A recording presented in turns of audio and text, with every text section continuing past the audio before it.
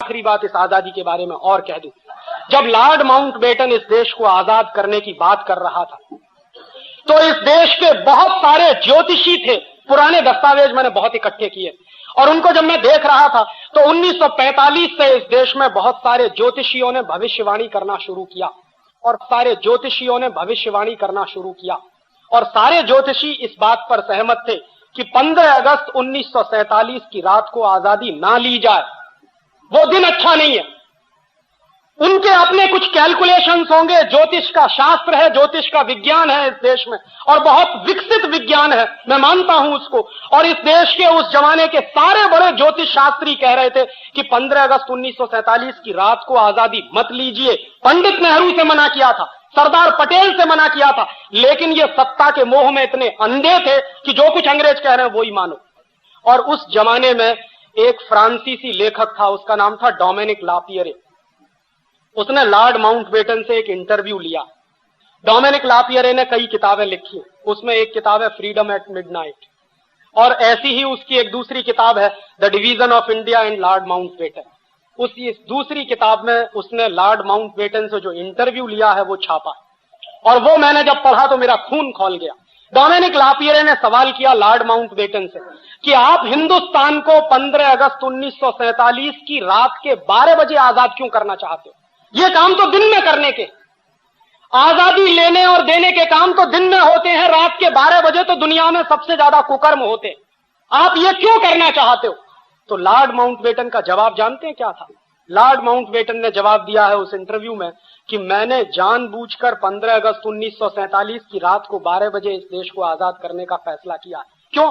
क्योंकि मैंने सारे ज्योतिषियों से पता किया है कि 15 अगस्त 1947 का दिन इस देश के लिए बहुत ही दुर्भाग्य का दिन है और अगर उस दिन इस देश को आजाद किया जाए तो ये देश एक रह नहीं सकता, ये बटेगा, खंड खंड बटेगा। देश को आजाद किया जाए तो ये देश एक रह नहीं सकता, ये बटेगा, खंड खंड बटेगा। तो इसलिए मैंने इस देश को 15 अगस्त 1947 की रात को ही 12 बजे आजाद करने का फैसला किया है, क्योंकि सारे बड़े ज्योतिषी ये कह रहे हैं कि ये देश खंड खंड टूटेगा, एक नहीं रहेगा अगर इस दिन इस देश को आजादी मिले। एक बात, और दूसरी बात उससे भी ज्यादा महत्वपूर्ण उसने कही। उसने कहा कि 15 अगस्त 1945 अंग्रेजों के लिए विश्व विजय का दिवस है। क्यों? क्योंकि 15 अगस्त 1945 को जापान की आर्मी ने अंग्रेजों के सामने सरेंडर किया था।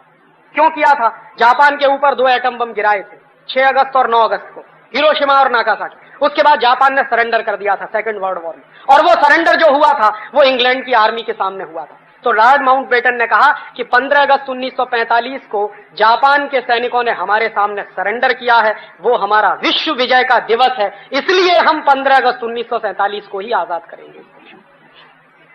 और इस बात को पंडित नेहरू जानते थे, सरदार पटेल भी जानते थे, बहुत लोग जानते थे कि 15 अगस्त 1947 की रात को 12 बजे आजादी लेना इस देश के ज्योतिष शास्त्र के सारे कानूनों के खिलाफ है। और बहुत सारे ज्योतिषियों ने यह भविष्यवाणी कर दी थी कि आप आजादी लेोगे और 1-2 साल के बाद यह देश टूट जाएगा, और वो टूटा, पाकिस्तान अलग हुआ, वही हुआ। और आगे भी उन्होंने यही अभिशाप दिया कि यह देश आगे भी खंड खंड टूट सकता है, और उसकी तैयारी चल रही है। कश्मीर अलग हो जाए, पंजाब अलग हो जाए, आसाम अलग हो जाए, नागालैंड अलग हो जाए, त्रिपुरा अलग हो जाए, झारखंड अलग हो जाए, ये सारे आंदोलन इस देश में चल रहे हैं। और सभी आंदोलनों को अमेरिका और यूरोप से भरपूर हथियार मिलते हैं, पैसा भी मिलता है। और मैं जानता हूं ऐसे लोगों को जो इस देश में करोड़ों करोड़ों रुपए का फॉरेन फंड आता है, करोड़ों करोड़ों रुपए की AK-47 राइफल आती है वाया पाकिस्तान या वाया चीन के बॉर्डर से, ये तिब्बत के इलाके में हमारे देश में घुसाई जाती है, और उन्हीं हथियारों से